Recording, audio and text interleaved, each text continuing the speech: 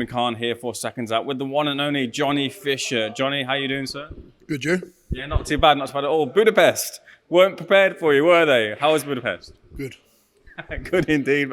How did the people of Budapest? I can't do it anymore. I was going to do you one-word answers, but I feel too rude. But no, Budapest was lovely, mate, and great city as well. I know I was out there for Big John's 50th. A lot of blokes out there, 40 of us.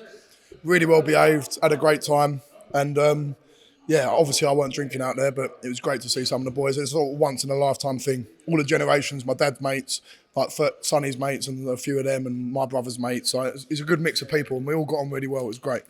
Great indeed. Great to see you and your father obviously out and abroad. He's got a clothing deal now, right? Bad Rhino, check him out.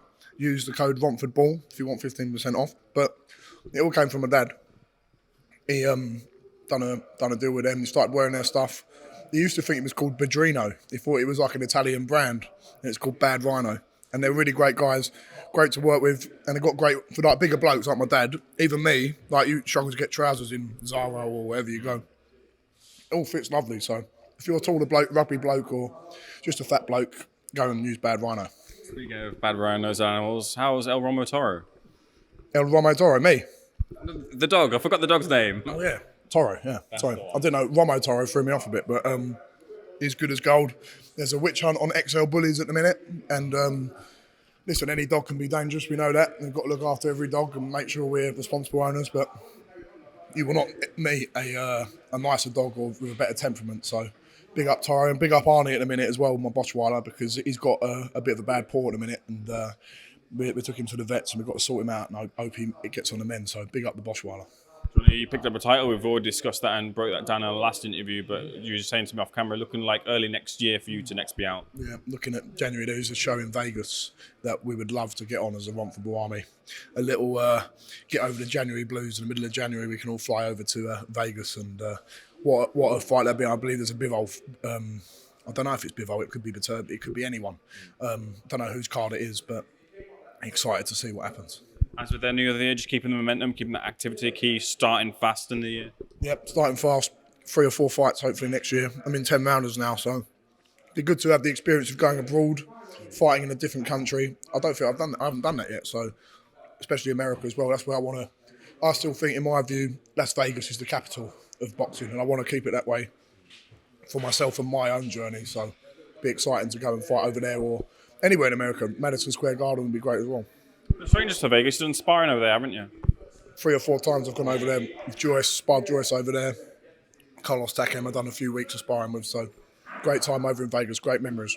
There are some rumours floating around. You mentioned Bad Rhino, the potential of a fight with a White Rhino next year. What is the truth to the rumours?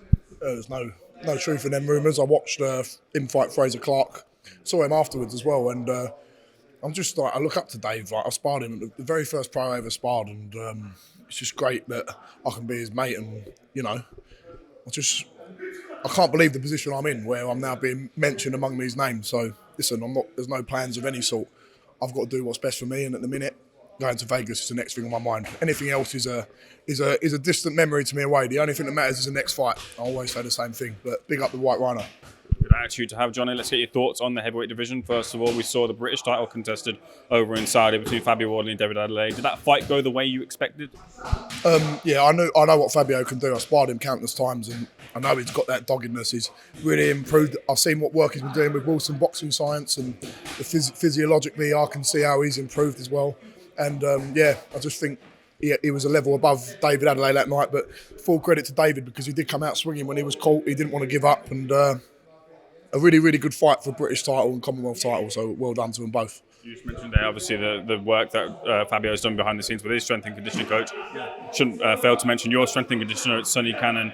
A lot of fighters sometimes maybe don't want to use strength and conditioning. It's sort of a new way of seeing thing, but what were the benefits has it brought to you as a heavyweight in the heavyweight division? Oh, it's massive benefits. Obviously, Mark Tibbs, we know boxing comes first with Mark, and Sonny is great because he understands that. What we do is a subsidiary and an accompaniment role to my boxing training. Now, strength and conditioning, as Sonny said in your last interview, isn't about pumping weights and getting massive and looking strong and being strong and lifting 200 kilos. It's about injury prevention. It's about preparing you for when we're sparring. And that's what we do. All of it is an accompaniment to the bigger goal, which is being a better boxer.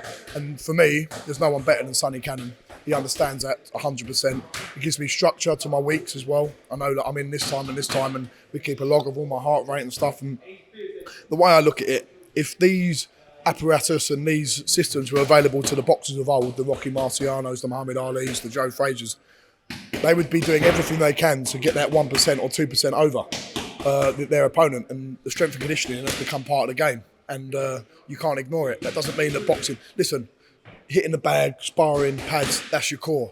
That is the core primary aim of being a boxer and the core training methods. But there's little things that accompany it that add that little bit more and keep you fresh and keep you injury-free. Back into the boxing talk, we were speaking of Wardley and Adelaide. Fabio's looking to box off now Dakers and Clark there. How do you feel he fares in those two fights? They're two worthy fights for the British title. I think Solomon will... he's a very tricky customer, Solomon. A good boxer. Not the most come forward and aggressive fighter, but that isn't always how you win fights. And Solomon would be a tricky night's work for anyone. Obviously managed by the same people as me, and top guy. And yeah, excited to see him in that mix. Fraser as well, the amateur pedigree that he's had. He come through a good fight with Marius Wack as well, who I've sparred and I know how tough and durable he is. So yeah, maybe them two fight and then they fight Wardley. I remember we said it on the ring apron afterwards.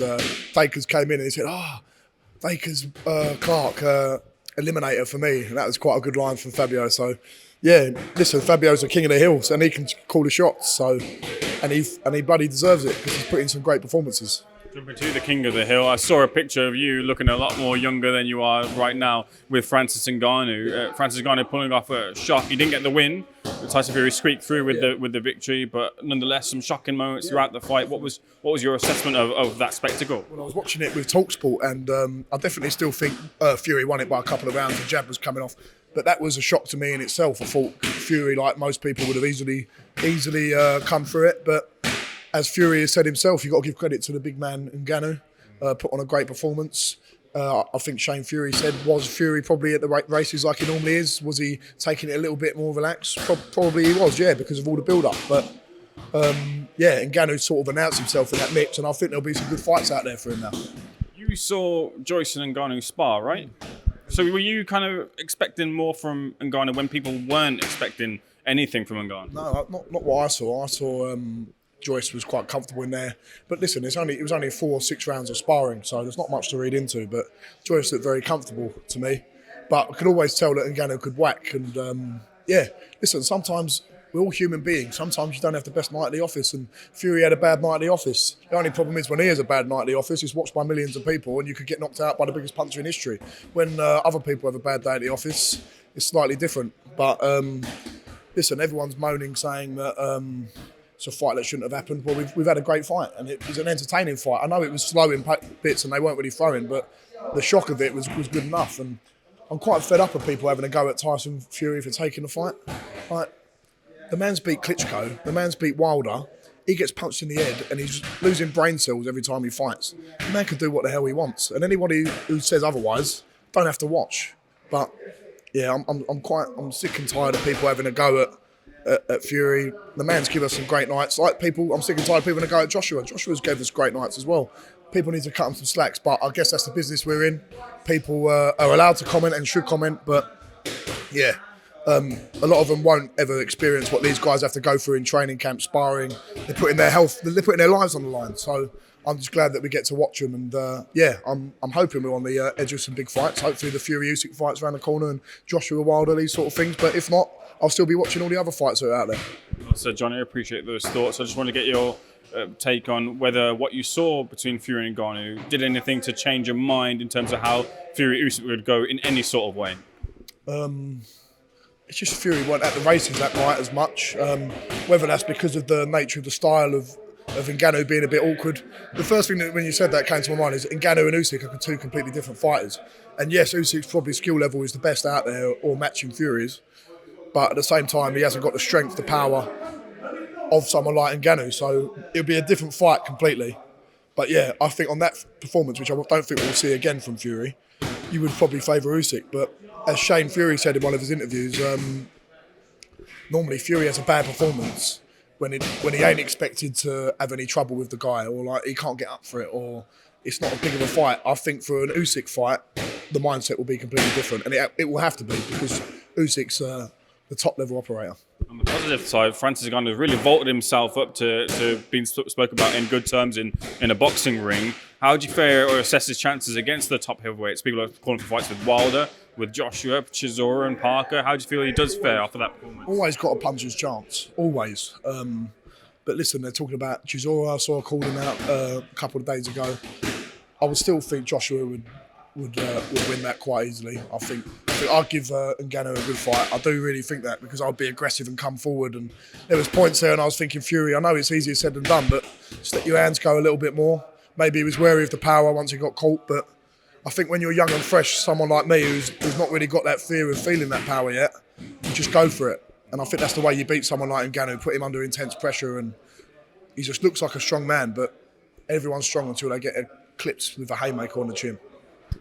Eddie was putting you forward for the fight, not in any disparaging way, but just saying that at your level, you'd still beat Ngannou. Like, you'd put yourself forward for it? Yeah, 100%. That's not me being big-headed or arrogant. It's just I believe in myself, and I believe I can beat someone like Francis Ngannou. Just basically on the fact that he hasn't got the experience that I've got at my own career. I know he's just done 10 rounds with Fury, but I think I've got what it takes to. I don't believe if I get in the ring, I can be beat by anyone, and that's the mindset you got to be in when you're in it to win it. Final couple of things. I know you're open to strength and conditioning, which is a newer wave we've seen in the boxing sphere. Are you open to the likes of darkness retreat, which has been used by Anthony Joshua right now? There's a lot of talk about that. A lot of people kind of pick holes in it. Myself personally, I thought it was an interesting way and a way to improve your mindset. Yeah. You open to those sort of things? Well, I think especially in this age of social media that we live in now, and constantly on our phones. Me and my dad have spoke about, like, imagine a weekend away, not in darkness, but just go and live on a retreat somewhere, no phones, no telly, nothing, just basic living. Even that, because you're on your phones all the time, and you don't realise, but the only time I realise it when I come off it a few days before a fight, it's so draining, and you get a new lease of life, and they are a drug, the phones, and it's not so much you've got to live in darkness, but just get away from all the social media side of things. It's a great tool, and it's great in our society, but it's got a lot of bad things as well, and you've got to make sure you switch off from it every now and then. But yeah, if it works for Joshua, I think it's a good idea for him. See if it changes his mindset. If he comes out in his next fight and destroys him in 30 seconds, the next guy who fights him will know it's done its job. But yeah, even things like nasal breathing exercises, therapy like that in terms of meditation, stuff like that is good things to try. Breathing exercises is something I want to get into. So anyone out there knows any breathing exercises, please let me know. Johnny, a real pleasure to speak to you. Knew it would be a good conversation once again. Thanks for being Seconds Out, sir.